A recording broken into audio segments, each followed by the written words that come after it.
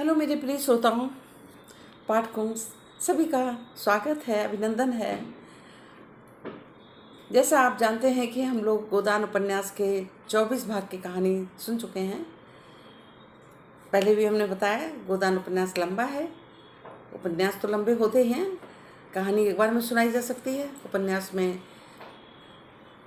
कई कहानियाँ एक साथ चलती हैं, लॉन्ग होता है इसका प्रोसेस। तो हमने टुकड़ों में सुनाई है, उसमें 24 भाग करके हम सुना चुके हैं। आज 25वां भाग हम लोग सुनेंगे। 24वें भाग में हमने जो उपन्यास का नायक है होरी, उसके परिवार से संबंधित कहानी सुनी थी। होरी का पुत्र है गोबर, जो पहले आपने जाना कि वो गांव से शहर जाता है। माँ बाप मना करते हैं, परंतु वो लड़ झगड़ के चला जाता है और अपनी पत्नी को भी ले जाता है।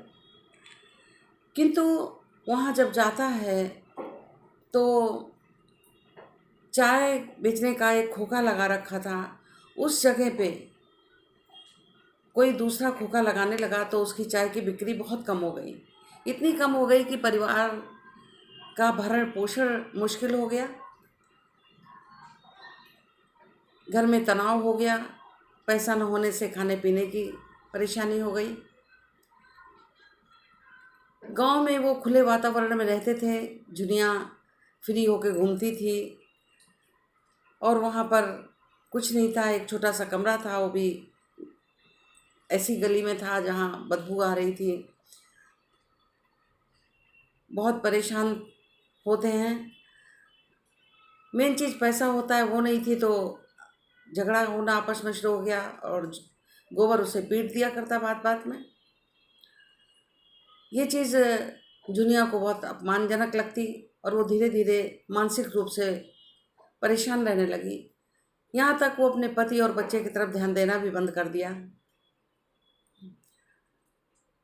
धीरे धीरे बच्चा बीमार रहने लगा, उस पर भी ध्यान नहीं गया और वो जब मर जाता है तब उसे एहसास होता है। गोबर को उसका भी बहुत ज़्यादा शौक नहीं था। इसके लिए जुनिया कहती है कि तुम तो बिल्कुल पशु के समान हो। गोबर अब खोखा का जो कार्य करता था वो छोड़ देता है और मिल में कार्य करने लगता है राय साहब के यहाँ। किंतु थोड़े दिन बाद ही वहाँ पर हड़ताल हो रही है, तो वो हड़ताल में आगे आ जाता है और लाठीचार्ज में उसके बहुत जख्मी हो जाता है, हाथ टूट जाता है। उसमें बहुत परेशानी होती है। अब जुनिया जब देखती है तो कहती है कि तुम्हें हमने मना किया, तुम मत जाना, लेकिन तुम गए। फिर वो सोचती है कि अब जीविकोपार्जन के लिए उसे कुछ करना है, तो उसने जो है अब मजदूरी करने की सोची। इस तरह से वो जीविका चलाएगी। अब आज जो हम 25वां भाग पढ़ेंगे, वो जो राय साहब का ग्रुप था आप सुन चुके हैं, नगरीय संस्कृति से संबंधित है। उसमें खन्ना जी मिल मालिक हैं, चीनी मिल के। उन्होंने एक नई मिल खोली है, तो मिल ऐसे तो खुल नहीं जाती है भाई, कर्ज भी लिया उन्होंने और अब चीनी बन रही थी तभी कोई आग लगा देता है और अभी इंश्योरेंस भी नहीं हुआ उसका। खन्ना को पता चलता है तो वो भागे हुए जाते हैं, साथ में मालती होती हैं और मेहता जी होते हैं। तीनों जाते हैं, बड़ी मुश्किल से भीड़ को चीरते वहाँ पहुँचते हैं, परंतु ये नहीं पता चलता कि किसने आग लगाई है। खन्ना जी वहीं पर फुट फुट कर रो पड़ते हैं कि मैं तो बिल्कुल ही ख़त्म हो गया, मैं जीकर क्या करूँगा। परंतु मेहता और डॉक्टर में मालती जो हैं उन्हें संभालती हैं मानसिक रूप से और वो उनके घर तक पहुँचाने आती हैं। उस समय गोविंदी दरवाज़ा खोलती हैं। खन्ना का जो व्यवहार था वो गोविंदी के प्रति बहुत ही बुरा था, उनका सम्मान नहीं करते थे आज उन्हें बहुत महसूस हुआ और वो गोविंदी के पैरों पर गिरकर रोने लगे। तो गोविंद ने उनको समझाया कि पैसा ही सब कुछ नहीं होता है, पैसा ही पतन का कारण आपके था और उसके जाने से कुछ नहीं होता। अब आगे की कहानी हम लेखक के शब्दों में, जो लेखक ने बहुत ही प्रभावपूर्ण, हृदय स्पर्शी ढंग से प्रस्तुत की है, उसे सुनते हैं। मिस्टर खन्ना को मजदूरों की ये हड़ताल बिल्कुल बेजा मालूम होती थी। उन्होंने हमेशा जनता के साथ मिले रहने की कोशिश की थी। वह अपने को जनता का ही आदमी समझते थे। पिछले कौमी आंदोलन में उन्होंने बड़ा जोश दिखाया था। जिले के प्रमुख नेता रहे थे, 2 बार जेल गए थे और कई हजार का नुकसान उठाया था। अब वह मजदूरों की शिकायतें सुनने को तैयार रहते थे, लेकिन यह तो नहीं हो सकता कि वह शक्कर मिल के हिस्सेदारों के हित का विचार न करें। अपना स्वार्थ त्यागने को वो तैयार हो सकते थे अगर उनकी ऊंची मनोवृत्तियों को स्पष्ट किया जाता, लेकिन हिस्सेदारों के स्वार्थ की रक्षा न करना ये तो अधर्म है, यह तो व्यापार है। कोई सदाव्रत नहीं है, सब कुछ मजदूरों को ही बांट दिया जाए। हिस्सेदारों को ये विश्वास दिलाकर रुपए लिए जा गए थे कि इस काम के 15-20 सैकड़े का लाभ है। अगर उन्हें 10 सैकड़ा भी ना मिले तो वे डायरेक्टरों को और विशेषकर मिस्टर खन्ना को धोखेबाज ही तो समझेंगे। फिर अपना वेतन वह कैसे कम कर सकते हैं? मिस्टर खन्ना ने कंपनियों को देखते अपना वेतन कम कर रखा था। केवल 1,000 रुपया महीना लेते थे। कुछ कमीशन भी मिल जाता था, मगर वो इतना लेते थे कि मिल का संचालन भी करते थे। मजदूर केवल हाथ से काम करते थे, डायरेक्टर अपनी बुद्धि से, विद्या से, प्रतिभा से, प्रभाव से काम करता है। दोनों शक्तियों का मोल बराबर तो नहीं हो सकता। मजदूरों को ये संतोष क्यों नहीं होता कि मंदी का समय है और चारों तरफ बेकारी फैली रहने के कारण आदमी सस्ते हो रहे हैं। इन्हें तो एक की जगह पौन भी मिले तो संतुष्ट रहना चाहिए। और सच पूछो तो वे संतुष्ट हैं, उनका कसूर नहीं है, वे तो मूर्ख हैं। बछिया के ताऊ शरारत तो ओंकार नाथ और मिर्जा खुर्शीद की है। यही लोग उन बेचारों को कठपुतली की तरह नचा रहे हैं, केवल थोड़े से पैसे और यश के लोभ में पड़कर या नहीं सोचते कि उनकी जिंदगी कितने घर तबाह हो जाएगी। ओंकारनाथ का पत्र नहीं चलता तो बेचारे खन्ना क्या करें? आज उनके पत्र के 1 लाख ग्राहक हो जाएं, उससे उन्हें 5 लाख का लाभ होने लगे तो क्या वह केवल अपने गुजारे भर को लेकर कार्यकर्ताओं में बांट देंगे? कहाँ की बात। और वह त्यागी मिर्जा खुर्शीद भी तो एक दिन लखपति थे, हजारों मजदूर उनके नौकर थे। तो क्या वह अपने गुजारे भर को लेकर सब कुछ मजदूरों को बांट देते थे? वह उसी गुजारे की रकम में यूरोपियन छोकरियों के साथ विहार करते थे, बड़े बड़े अफसरों के साथ दावतें उड़ाते थे, हजारों रुपए महीने की शराब पी जाते थे और हर साल फ्रांस और स्विट्जरलैंड की सैर करते थे। आज मजदूरों की दशा पर उनका कलेजा फटता है। इन दोनों नेताओं की तो खन्ना को परवाह न थी, उनकी नीयत की सफाई में पूरा संदेह न था।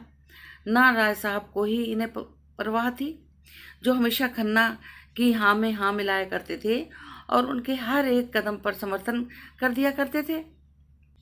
अपने परिचितों में केवल एक ही ऐसा व्यक्ति था जिसके निष्पक्ष विचार पर खन्ना जी को पूरा भरोसा था, और वह डॉक्टर मेहता थे।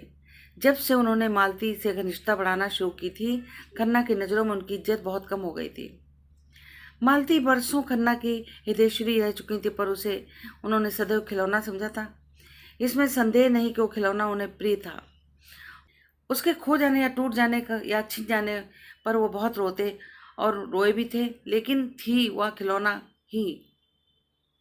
उन्हें कभी मालती पर विश्वास न हुआ। वह कभी उनके ऊपरी विलास आवरण को छेद कर उनके अंतःकरण तक न पहुंच सकी थी। वह अगर खुद खन्ना के विवाह का प्रस्ताव करती तो स्वीकार न करते, कोई बहाना करके टाल देते। अन्य कितने ही प्राणियों के बाद खन्ना का जीवन भी दोहरा या दो रुखी था। एक ओर वह त्याग और जनसेवा के उपकार के भक्त थे, तो दूसरी ओर स्वार्थ, विलास, प्रभुता के। कौन उनका असली रुख था, ये कहना कठिन है। कदाचित उनकी आत्मा का उत्तम आधार सेवा और सहृदयता से बना हुआ था, मध्यम आधा स्वार्थ विलास से। पर इस उत्तम और मध्यम में बराबर संघर्ष होता रहता था।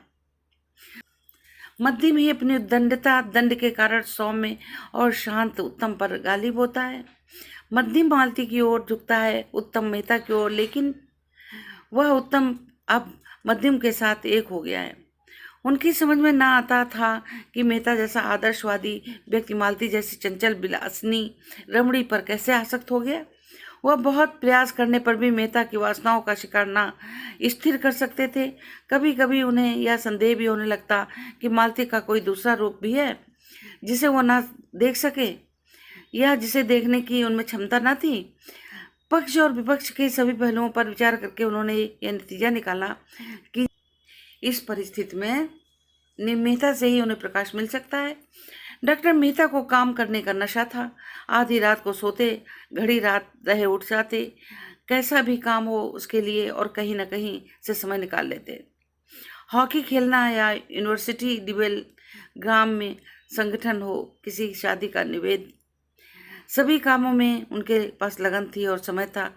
वो पत्रों में लेख भी लिखते थे और कई साल से एक बृहद दर्शन ग्रंथ लिख रहे थे जो अब समाप्त होने वाला था। डॉक्टर मेहता इस वक्त भी एक वैज्ञानिक खेल खेल रहे थे। अपने बगीचे में बैठे हुए पौधों को विद्युत संचार की क्रिया की परीक्षा कर रहे थे। उन्होंने हाल में एक विद्वान परिषद में यह सिद्ध किया कि फसलें बिजली की ओर से बहुत थोड़े समय में पैदा हो सकती हैं, उनकी पैदावार बढ़ाई जा सकती है और बेफसल की चीज़ें भी उपजाई जा सकती हैं। आजकल सवेरे के 2-3 घंटे इन्हीं परीक्षाओं में लगाया करते थे। मिस्टर खन्ना की कथा सुनकर उन्होंने कठोर मुद्रा में उनकी ओर देखकर कहा, क्या जरूरी है था कि ड्यूटी लग जाने से मजदूरों का वेतन घटा दिया जाए? आपको सरकार से एक शिकायत करनी चाहिए था। अगर सरकार ने नहीं सुना तो उसका दंड मजदूरों को क्यों दिया जाए? क्या आपका विचार है कि मजदूरों को इतनी मजदूरी दी जाती कि उसमें चौथाई कम कर देने से मजदूरों को कष्ट नहीं होगा? और आपके मजदूर बिलों में रहते हैं, गंदे बदबूदार बिलों में, जहां आप 1 मिनट भी नहीं रह जाएं, तो जो वह खाते हैं वो आपको कुत्ता ना खाए। मैंने उनके जीवन में भाग लिया है। आप उनकी रोटियां छीन कर अपने हिस्सेदारों का पेट भरना चाहते हैं। खन्ना ने अधीर होकर कहा, लेकिन हमारे सभी हिस्सेदार तो धनी नहीं हैं। कितनों ही ने सर्वस्व इसी मेल में भेंट कर दिया और उनके नफे के सिवा उनके जीवन में कोई आधार नहीं है। मेहता ने इस भाव से जवाब दिया जैसे इस दलील का उनकी नज़रों में कोई मूल्य नहीं है। जो आदमी किसी व्यापार में हिस्सा लेता है वह कितना दरिद्र होता है, उसके नफ़े ही को जीवन का आधार समझें। हो सकता है नफ़ा कम मिलने से पर उसे अपने एक नौकर कम कर देना पड़े और उसके मक्खन और फलों का बिल कम हो जाए, लेकिन वह नंगा भूखा न रहेगा। जो अपनी जान खपाते हैं उनका हक उन लोगों से ज़्यादा है जो केवल रुपया लगाते हैं। यही बात पंडित ओंकारनाथ ने कही थी। मिर्जा खुर्शीद ने भी यही सलाह दी। यहाँ तक कि गोविंदी ने भी मजदूरों ही का पक्ष लिया, पर खन्ना ने उन लोगों की परवाह नहीं की। लेकिन मेहता के मुंह से वही बात सुनकर वो प्रभावित हुए। ओंकारनाथ को वह स्वार्थी समझते थे, मिर्जा खुर्शीद को गैर जिम्मेदार और गोविंदी को अयोग्य।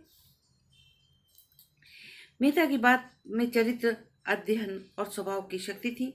सहसा मेहता ने पूछा, आपने अपनी देवी जी से इस विषय में राय ली? खन्ना ने सकुचाते हुए कहा, हाँ पूछा। उनकी राय थी वही जो आपकी? मुझे यही आशा थी। आप उस विदुषी का अयोग्य समझते हैं। उसी वक्त मालतिया पहुंची, खन्ना को देखकर बोली, अच्छा आप विराज रहे हैं? मैंने मेहता जी को आज दावत की है, सभी चीज़ें अपने हाथ से पकाई हैं। आपको भी न्योता देती हूँ। गोविंदी देवी से आपका यह अपराध क्षमा करा दूंगी। खन्ना को कौतूहल हुआ, अब मालती अपने हाथों से खाना पकाने लगी हैं। मालती वही मालती जो खुद कभी अपने जूते न पहनती थी, जो खुद कभी बिजली का बटन तक न दबाती थी। लाश और विनोद ही जिसका जीवन था। मुस्कुरा कर, अगर आपने पकाया है तो जरूर आऊँगा। मैं तो कभी सोच ही नहीं सकता कि आप पाक कला में निपुण हैं। मालती ने संकोच भाव से बोली, इन्होंने मार मार कर वैद्य बना दिया, इनका हुक्म कैसे टाल देती, पुरुष देवता जो ठहरे। खन्ना ने इस व्यंग का आनंद लेते हुए मेहता की ओर आंखें मारते हुए कहा, पुरुष तो आपके लिए इतनी सम्मान की वस्तु ना थी। मालती झेपी नहीं, इस संकेत का आशा समझकर जोश भरे स्वर में बोली, लेकिन अब हो गई है। इसलिए मैंने पुरुष का जो रूप अपने परिचितों की परिधि में देखा था, उससे वह कहीं सुंदर है। पुरुष इतना सुंदर, इतना कोमल हृदय। मेहता ने मालती की ओर दीन भाव से देखा और बोले, नहीं मालती, मुझ पर दया करो, नहीं तो मैं यहाँ से भाग जाऊंगा। इन दिनों जो कोई मालती से मिलता, वह उससे मेहता की तारीफों के पुल बांध देती, जैसे कोई नव दीक्षित अपने नए विश्वासों का ढिंढोरा पीटता है। सूरज का ध्यान भी उसे न रहता और बेचारे मेहता दिल कट कर रह जाते। वह कड़ी और कड़वी आलोचना को तो बड़े शौक से सुनते थे, लेकिन अपनी तारीफ सुनकर जैसे बेवकूफ बन जाते थे। मुंह जरा सा निकल आता था जैसे कोई भवती कसी हो। मालती उन औरतों में न थी जो भीतर रह सके। वह बाहर ही रह सकती थी, पहले भी और अब भी, व्यवहार में भी, विचार में भी। मन में कुछ रखना वो नहीं जानती थी। जैसे एक अच्छी साड़ी पाकर वो उसे पहनती अधीर हो जाती, उसी तरह मन में कोई सुंदर भाव आए तो उसे प्रकट किए बिना चैन न पाती थी। मालती ने समीप आकर उसकी पीठ पर हाथ रखकर बोला, उनकी रक्षा करते हुए कहा, अच्छा भागो नहीं, अब कुछ न कहूँगी। मालूम होता है तुम्हें अपनी निंदा ज़्यादा पसंद है, तो निंदा ही सुनो। खन्ना जी, यह महाशय मुझ पर अपने प्रेम का जाल। शक्कर मिल की चिमनी यहाँ से साफ नजर आती थी। खन्ना ने उसकी तरफ देखा। वह चिमनी खन्ना के कीर्ति स्तंभ के भांति आकाश में सिर उठाए खड़ी थी। खन्ना की आंखों में अभिमान टपक रहा था। उसी वक्त उन्हें मिल के दफ्तर में जाना पड़ा। वहाँ डायरेक्टरों की एक अर्जेंट मीटिंग करनी होगी और इस परिस्थिति को उन्हें समझना होगा। इस समस्या का हल करने का उपाय भी बतलाना होगा। मगर चिमनी के पास यह धुआं कहाँ से उठ रहा है? देखते देखते सारा आकाश बैलून की बात धुएं से भर गया। सबों ने शशंक होकर देखा, कहीं आग तो नहीं लगी। आग ही मालूम होती है। सहसा सामने सड़क पर हजारों आदमी मिल की तरफ दौड़े और नजर आए। खन्ना ने खड़े होकर जोर से पूछा, तुम लोग कहाँ दौड़े जा रहे हो? एक आदमी ने रुक कहा, जिस शक्कर बिल में आग लग गई है, आप देख नहीं रहे? खन्ना ने मेहता की ओर देखा। मेहता ने खन्ना की ओर। मालती दौड़ी हुई बंगले में आई। अपने जूते पहनकर अफसोस और शिकायत करने का अवसर न था। किसी के मुंह से एक बात ना निकली। खतरे में बाहरी चेतना अंतर्मुखी हो जाती है। खन्ना की कार खड़ी थी। तीनों आदमी घबराए हुए आकर बैठ गए और मिल की तरफ भागे। चौरास्ते पर पहुंचे तो देखा सारा शहर मिल की ओर उमड़ा जा रहा था। आग में आदमियों को खींचने का जादू था। कार आगे न बढ़ सकी। मेहता ने पूछा, आप आग का बीमा तो करा लिया था ना? खन्ना ने लंबी सांस कर खींच कर कहा, कहाँ भाई, अभी तो लिखा पढ़ी हो रही थी। खन्ना जानता था यह आफत आने वाली है। कार वहीं राम आश्रय छोड़ दी और तीनों आदमी भीड़ को चेते हुए मिल के सामने पहुंचे। देखा अग्नि एक सागर आकाश में उमड़ रहा है। अग्नि की उन्मत्त लहरें एक पर एक दांत पीसती हैं, जीभ लपलपाती थी, जैसे आकाश को भी निगल जाएंगी। इस अग्नि समुद्र के नीचे ऐसा धुआं छाया था मानो सावन की घटा कालिक में नहाकर नीचे उतर गई हो। उसके ऊपर जैसे आग का थरथराता हुआ उबलता हुआ हिमालय खड़ा हो। हाथे में लाखों आदमियों की भीड़ थी। पुलिस भी थी, फायर ब्रिगेड भी, सेवा समितियों के सेवक भी, पर सब के सब आग की भीषणता से मानो शिथिल हो गए थे। फायर ब्रिगेड की छींटें उस अग्नि समुद्र में जाकर जैसे बुझ जाते। ईंटें जल रही थीं, लोहे के गार्डर जल रहे थे, पिघली हुई शक्कर के परनाले चारों तरफ बह रहे थे, और तो और जमीन से भी ज्वाला निकल रही थी। दूर से मेहता और खन्ना को यह आश्चर्य हो रहा था कि इतने आदमी खड़े तमाशा देख रहे हैं, आग बुझाने की मदद क्यों नहीं करते? अगर उन्हें ज्ञात हुआ कि तमाशा देखने के सिवा और कुछ करना उससे बाहर है। मिल की दीवारों से 50 गज के अंदर जान जोखिम था। ईंट और पत्थर के टुकड़े चटाक चटाक टूटकर उछल रहे थे। कभी कभी हवा का रुख इधर हो जाता और भगदड़ मच जाती। ये तीनों आदमी भीड़ के पीछे खड़े थे। कुछ समझ में नहीं आता था क्या करें। आखिर आग लगी कैसे, कितनी जल्दी फैल गई? क्या पहले किसी ने देखा नहीं?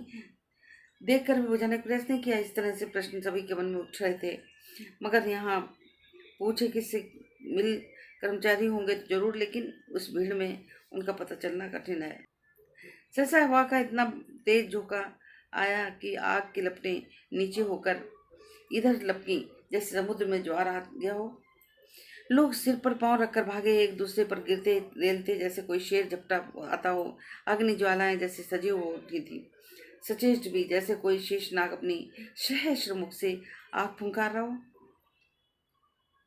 कितने ही आदमी तो इस रेले में कुचल गए। खन्ना मुंह के बल गिर पड़े। मालती को मेहता जी दोनों हाथों से पकड़े हुए थे, नहीं तो जरूर कुचल जाती। तीनों आदमी हाथे की दीवार के पास इमली के पेड़ के नीचे आकर रुके।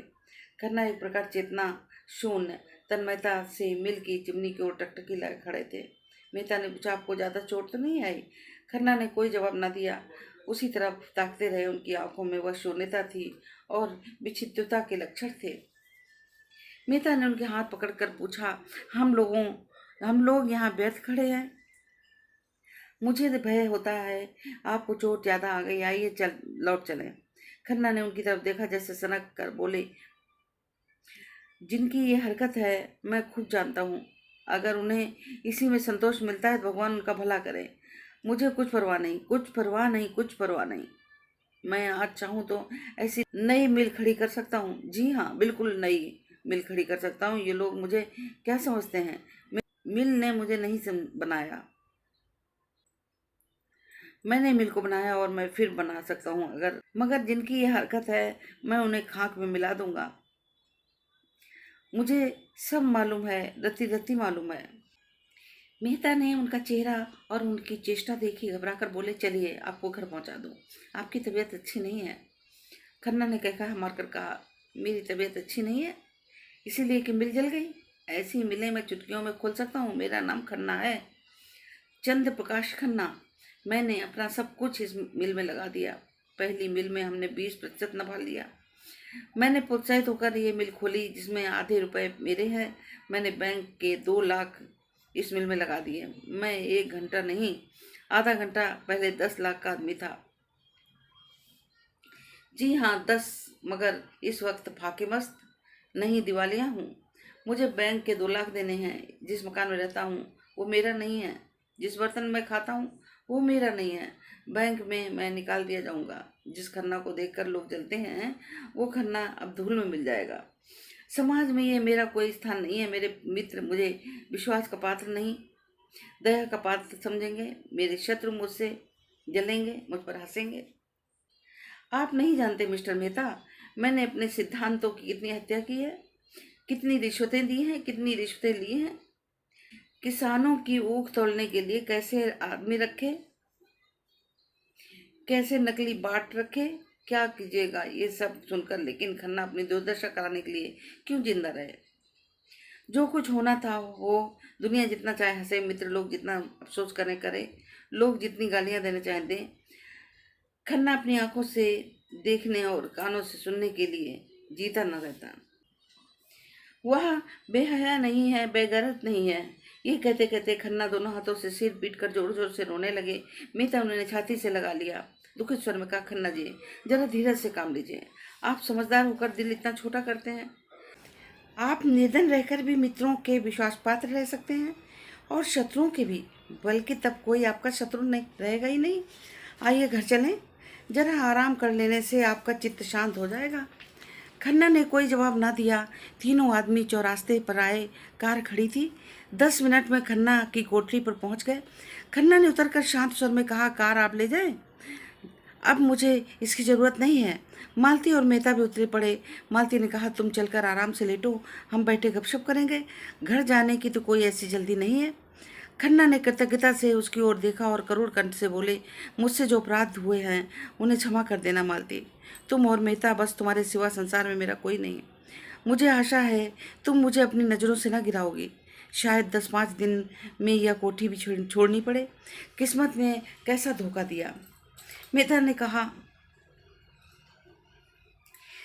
कहा, मैं आपसे सच कहता हूँ खन्ना जी, आज मेरी नज़रों में आपकी जो इज्जत है वह कभी न थी। तीनों आदमी कमरे में दाखिल हुए। द्वार खुलने की आड़ पाते ही गोविंदी भीतर आकर बोली, क्या आप लोग वहीं से आ रहे हैं? खन्ना के मन में ऐसा प्रबल न रुकने वाला तूफानी आवेग उठा कि गोविंदी के चरणों पर गिर पड़े और उन्हें आंसुओं से धो डाले। भारी गले में बोले, हाँ प्रिय, हम तबाह हो गए। उनकी निर्जीव और निराश और आहत आत्मा सांत्वना देने के लिए विकल हो रही थी। सच्ची स्नेह में डूबी हुई शांतना के लिए उस रोगी की बात जो जीवन सूत्र छीड़ हो जाने पर वैद्य के मुख की ओर आशा भरी आंखों से ताक रहा हो। वही गोबंदी जिस पर उन्होंने हमेशा जुल्म किया, जिसका हमेशा अपमान किया, जिससे हमेशा बेवफाई की, जिसे सदैव जीवन का भार समझा, जिसकी मृत्यु के सदैव कामना करते थे, वही इस समय आंचल में आशीर्वाद और मंगल का अभय लिए हुए उन पर वार रही थी। जैसे उन चरणों में ही उसके जीवन का स्वर्ग है, जैसे वह उनके अभागे मस्तक पर हाथ रखकर उनकी प्राणहीन धमनियों में फिर रक्त का संचार कर देगी। मन की इस दुर्बल दशा में, घोर विपत्ति में, मानो वह कंठ से लगा लेने के लिए खड़ी थी। नौका पर बैठे हुए जल विहार करते समय हम जिन चट्टानों को घातक समझते हैं और चाहते हैं कि इन्हें कोई खोद कर फेंक देता, उन्हीं से नौका टूट जाने पर हम चिपट जाते हैं। गोविंदी ने उन्हें एक सोफे पर बिठा दिया और इसने भरे कोमल स्वर में कहा, तो तुम इतना दिल छोटा क्यों करते हो? धन के लिए जो सारे पापों का जड़ है, उस धन को हमें क्या सुख मिलता? सवेरे से आधी रात तक एक न एक झंझट, आत्मा का सर्वनाश। लड़के तुमसे बात करने को तरस जाते, तुम्हें संबंधियों का पत्र लिखने तक को फुर्सत न मिलती। क्या बड़ी इज्जत थी? हाँ थी, क्योंकि दुनिया आजकल धन की पूजा करती है और हमेशा करती चली आई है। इसे तुमसे कोई प्रयोजन नहीं। जब तक तुम्हारे पास लक्ष्मी है, तुम्हारे सामने पूंछ हिलाएगी, कल उतनी ही भक्ति से दूसरी के द्वार पर सिजदे करेगी, तुम्हारी तरफ ताकेगी भी नहीं। सत्पुरुष धन के आगे सिर नहीं झुकाते। हम देखते हैं तुम क्या हो। अगर तुम में सच्चाई है, न्याय है, त्याग है, पुरुषार्थ है, तो वे तुम्हारी पूजा करेंगे, नहीं तो तुम्हें समाज का लुटेरा समझकर मुंह फेर लेंगे, बल्कि तुम्हारे दुश्मन हो जाएंगे। मैं गलती तो नहीं कहती मेता जी। मेता ने मानो स्वर्ग स्वप्न में चौंक कर कहा, गलत। आप वही कह रही हैं जो संसार के महान पुरुषों के जीवन का तात्विक अनुभव करने के बाद कहा है। जीवन का सच्चा आधार यही है। गोविंदी ने मेहता को संबोधित करते हुए कहा, धनी कौन होता है इसका कोई विचार नहीं करता, वही जो अपने कौशल से दूसरों को बेवकूफ बना सकता है। खन्ना ने बात काट कर कहा, नहीं गोविंदी, धन कमाने के लिए अपने में संस्कार चाहिए, केवल कौशल धन नहीं मिलता, इसलिए भी त्याग और तपस्या करनी पड़ती है। शायद इतनी साधना में ईश्वर भी मिल जाए। हमारी सारी आत्मिक और बौद्धिक शारीरिक शक्तियां भी सामंजस्य का नाम धन है।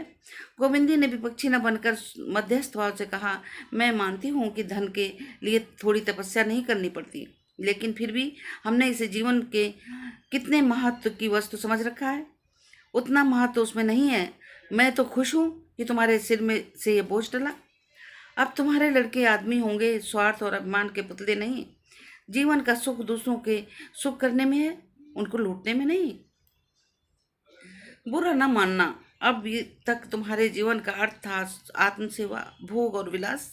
दैव ने तुम्हें उस साधन से वंचित करके तुम्हारे ज्यादा ऊंचे और पवित्र जीवन का रास्ता खोल दिया है। यह सिद्धि प्राप्त करने में अगर कुछ कष्ट भी हो तो इसका स्वागत करो। तुम इसे विपत्ति समझते ही क्यों हो? क्यों नहीं समझते? तुम्हें न्याय से लड़ने का अवसर मिला है।